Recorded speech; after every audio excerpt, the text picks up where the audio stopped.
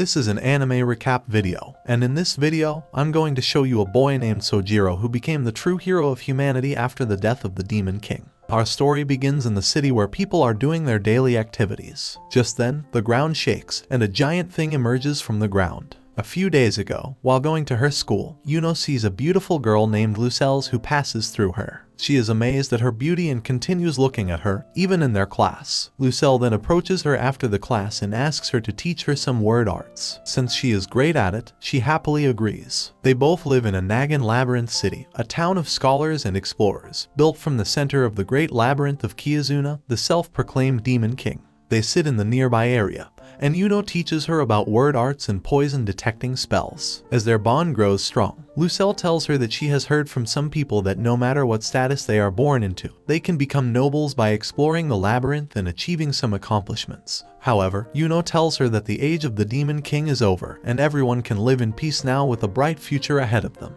Back in the present, some people try to hold a one-eyed robot. They pierce its body with swords and blades, but the robot gets back and kills them one by one. After sharing some heartfelt moments with each other, Yuno and Lucelle head back to their home. On the way back, they encounter a sudden ground shaking, buildings being torn apart, and falling to the ground. Just then, a giant one-eyed robot emerges from the ground and picks Lucelle's from its hand. It then tears apart its arm and trashes her into pieces. Horrified at this, Yuno moves away from the robot and runs away from the city. Just as the other robots destroy the city, she realizes that even after the death of the true Demon King, the war is not over and peace is still nowhere to be found. She shouts out loud to stop this killing. However, a robot hears her voice and comes from behind to kill her. Just as it is about to do it, she attacks it with her magic spell and destroys its core, killing it instantly. She then thinks about why this robot just died from this simple attack and wonders if her friend could have been saved. Suddenly, a group of robots comes from behind and begins marching towards her. She again uses her magical powers to destroy them, but to no avail. Her spell does not have any effect on them. Seeing this, she realizes that no matter what she thinks or does, she will soon be killed. Just before she announces that she wants to be killed, a sword appears in front of her and tears all the robots into pieces. Suddenly, a boy makes his appearance and asks her why she wants to die. He tells her that things are about to go fun for humans, and once everything goes away, they will have the right to choose where they go and what they do. Seeing the torn apart robots, Yuno asks the boy if he is a visitor, but the boy baffles her question and begins eating a bundle root grass. Since he is hungry and the grass is poisonous, he asks her to give some food, but Yuno tells him to run away, saying that no matter how strong he is, this place will burn into ashes. When asked why, she points her hand towards the colossal robot, who is destroying the city, and informs him that this is created by the legendary manufacturer, the self-proclaimed Demon King Kiyazuna, just to fight the true Demon King.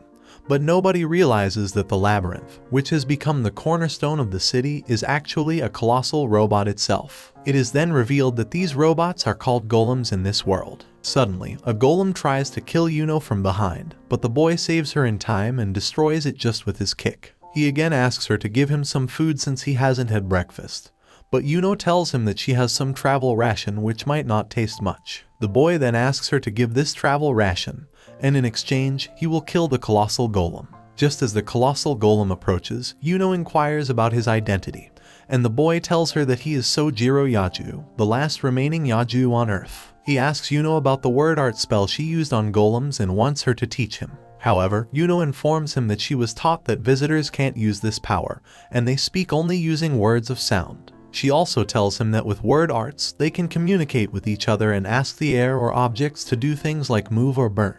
Hearing this, Sojiro heads towards the colossal golem, but Yuno stops him and tells him that the colossal golem killed everyone, and fighting with it won't bring anyone back. She tells him to run away and save his life, but Sojiro informs her that he can't give up just because the enemy is an unbeatable monster or he just wants the food badly. He just wants to fight because it will be much fun. After that, he runs straight towards the colossal golem and kills all the little golems on his way. He activates his super speed and moves toward colossal golem like a rocket, causing Yuno to wonder how he can move so fast. Suddenly, the colossal golem attacks Sojiro with its right hand and causes the ground to break apart. However, to its surprise, Sojiro dodges its attack and runs over its arm. He blocks the thousands of arrows thrown at him by the colossal golem with his sword and tears its left hand in half. Not only this, but he also kills the golems coming out from its body. Just then, the colossal golem throws him into the air and activates its thermal art attack, which destroyed the city with it. Since Sojiro was in the air and could not move,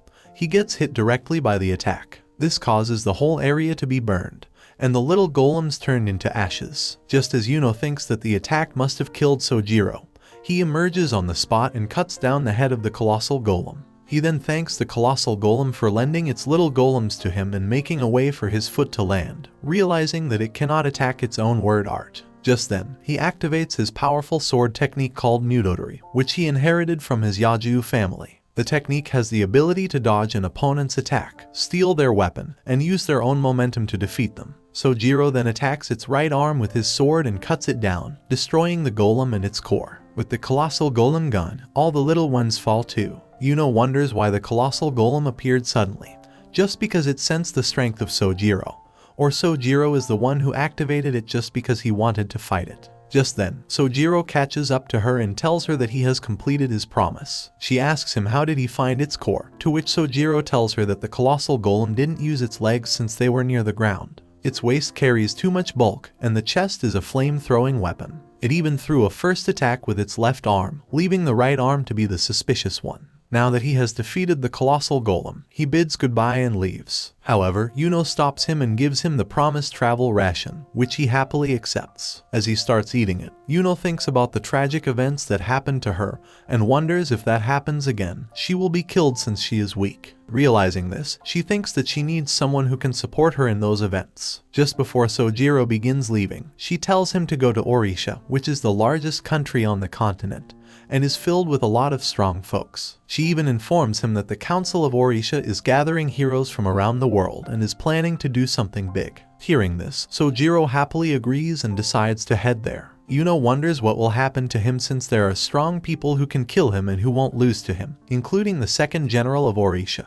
who is known as Roskle the Absolute, Toroa the Awful, who hides in the distant White Mountains, Crafnir the Hatch of Truth, who speaks an unknown fifth system of word arts, the visitor Kazuki the Black Tone, who liberated the Great Ice Fortress 9 years ago, and Luknoka the Winter, who nobody has ever seen. After thinking all that, she decides to know more about him and tells him that she will guide him to Orisha. Liking her expression, Sojiro agrees to her request and tells her that she's free and can do whatever she wants. She then tells him her name, and they head to Orisha. On the way, Sojiro realizes that all the life seals from Golem's bodies are gone, and the remaining one must have stolen it. Like and comment if you enjoy this video. Subscribe to my channel for more anime recaps, and tell me what anime recap you like to see next in the comments below.